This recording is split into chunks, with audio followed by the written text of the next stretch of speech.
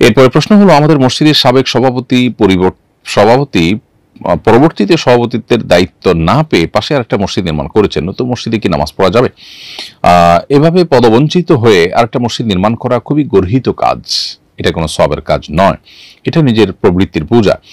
যদি এই কারণেই কেউ আরেকটা মসজিদ পাশে নির্মাণ করে থাকেন, তিনি নিঃসন্দেহে একটি সমাজকে বিভক্ত করার কাজ করেছেন। মসজিদ কমিটি কোনো স্থায়ী বিষয় নয়। এখন তিনি যদি মনে করেন তিনি মাজলুম, অন্যায়ভাবে তাকে বাদ দেওয়া হয়েছে, তাহলে পরবর্তীতে তিনি আবার হয়তো জয়েন করবেন। এমনকি যারা কমিটিতে আছে তারা যদি খারাপ লোকও হয়, তাতে তার নামাজের তো কোনো অসুবিধা হবে না। বিধায় নামাজের জন্য আরেকটা জায়গা তৈরি করার কোনো কারণ থাকতে পারে না।